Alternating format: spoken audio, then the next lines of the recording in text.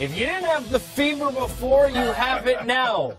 If you're like these guys, you won't ever have dinner because everybody is stopping to talk about LeBron and the move. He is on his way to the Lakers 4 years. Salmon. No salmon. No steak. No steak. You don't care. $154 million. We'll get your thoughts in a second, but not as important because the long-distance bill is running. We're going to England. Yeah. That's how important LeBron is. We're going overseas. Kenny Smith is over there. All right, Jet, what is your reaction to LeBron to L.A. for 4 years? Well, let me just tell you right now, it's a 1:48 in the morning, right? And my phone would not stop ringing. So I was wondering what the hell is going on. I thought somebody was hurt.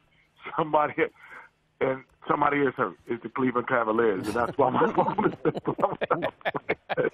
It woke me up out of. I was just in the room, kind of fighting jet lag, you know. And Da and Billy, this is unprecedented news, you know. So call me, I'm here, and I'm answering.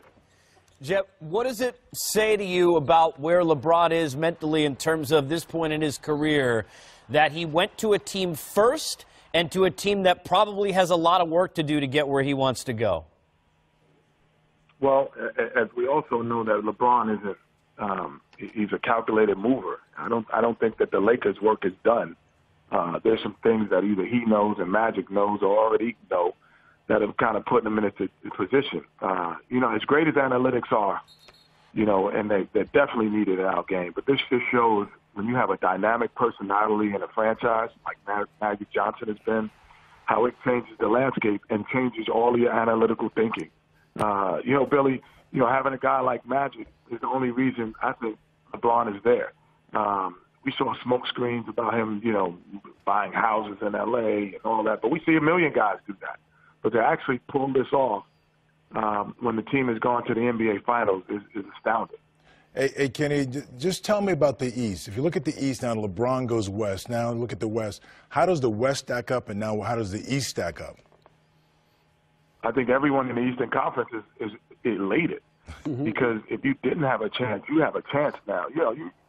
You think about this. If LeBron James had done this last year, Dwayne Casey, the coach of the year, who did a great job in Toronto, might be in the NBA Finals, and for the first time in Raptor history. Instead, one guy sweeps them, basically. He gets removed. Now he's in Detroit. The domino effect of what LeBron James does and has done is going to ripple this league for the next 4 years in ways that we probably would not have thought of. Teams that were in the West were saying we're young and we're up and coming, now think, no, we're not. We can't be young anymore, possibly. We have to go for it in different ways because no matter what we do, are we ever going to be able to be better than Los Angeles Lakers and the Golden State Warriors? The Jet, Kenny Smith, joining us from England. Big Canada Day up north of the border, too, Jet, because, they had Canada Day. They had the biggest free agent signing in their hockey history, and now LeBron doesn't have to play the Raptors in the Eastern Conference. So, they're happy up north. The question now is where Kawhi ends up. How good of a fit do you think it is for Kawhi to join the Lakers that now have LeBron James leading them?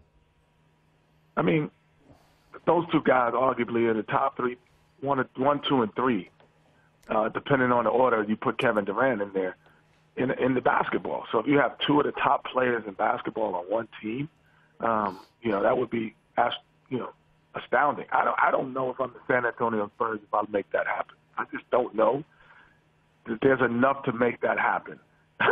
And, Kawhi Leonard, how does Cleveland sound to you? Jet, we talked today about the fact that Clint Capella was in a position perhaps to get an offer sheet from the Lakers to join a LeBron James. We talked about the possibility of Boogie Cousins. Who do you see as the right fit now for LeBron as they start to build that team? And obviously KCP agreeing to stay as well may change the amount of money they have available. But assuming they could get anyone that's available, who's the right fit? I mean, obviously Cousins has the most talent.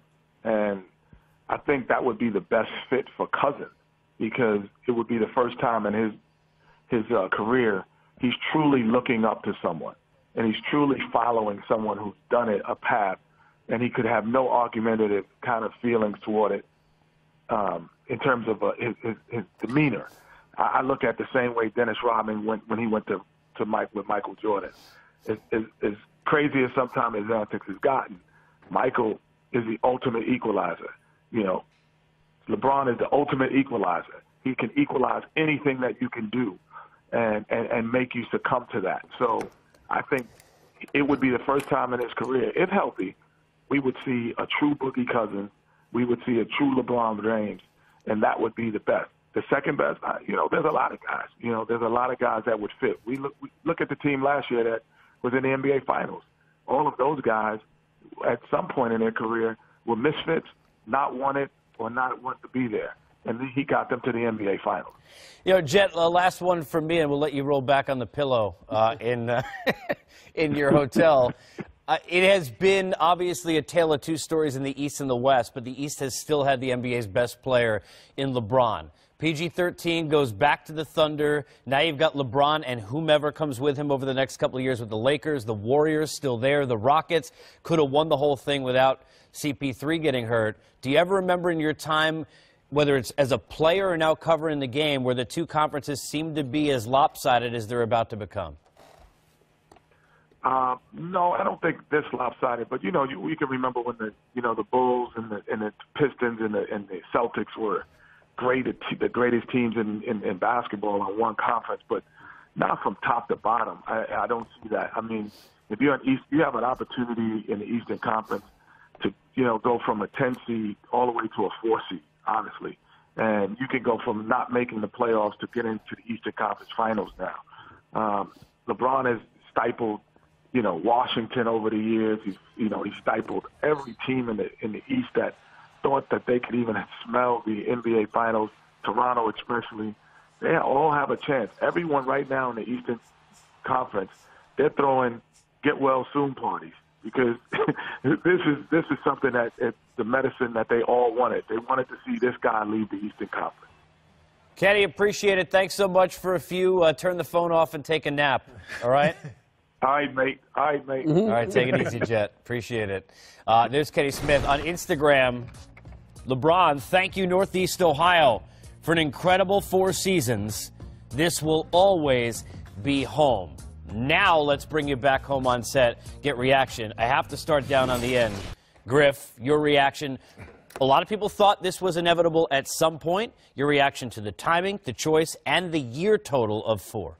So I was one of those people who thought it was inevitable eventually he was going to leave Cleveland again. And the reason was when he came and the essay was written by Lee Jenkins and his thoughts were shared there, the one thing he talked about was being patient and that this was home and that he knew it wasn't going to happen overnight. Right.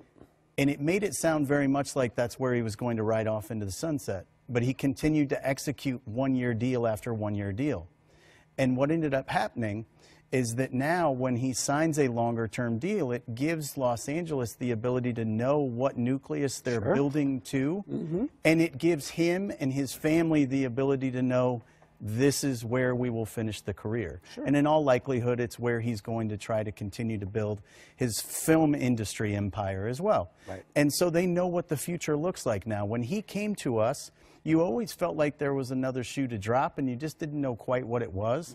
And so you had to do everything that you possibly could to win that year's championship. And it made the process much more stunted and less organic than it would have been, but that's the way he wanted it for a reason, which was always foreshadowing that something was coming. You just didn't know where or when. I would certainly think after they won the championship in '16, that kind of put a bow on it. He came back and did what nobody had done in 54 years and knew that that made him golden, in the city of Cleveland forever, and so I think that made leaving easier. And I think for the city of Cleveland, it makes him leaving a second time easier. And I'll tell you the other thing that I think really comes into play there, in addition to the fact that he delivers the only championship in 52 years there, the entire narrative around the city has changed because of what LeBron has done.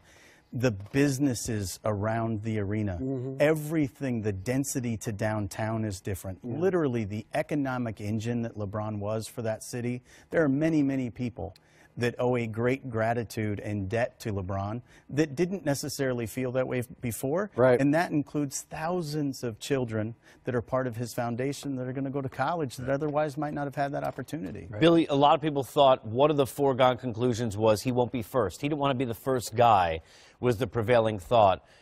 And that he would just chase. This is the idea from some of the naysayers, the champion. What does it say for you towards the positive that he is going and now will, as these guys rightfully point out, need to build to where he needs to go with L.A.? The one thing that always stuck out to me when he was talking about this decision, it was going to be about the family. Like his kids, boys, they're old enough to help provide the decision on this. Right. And I think he was looking at it like, this is the decision I'm making with the family. And if it's L.A., they can go and play school there. They know, like David said, they're going to he can retire or finish his career there. So it was more, I think before he's making decisions about him and his wife.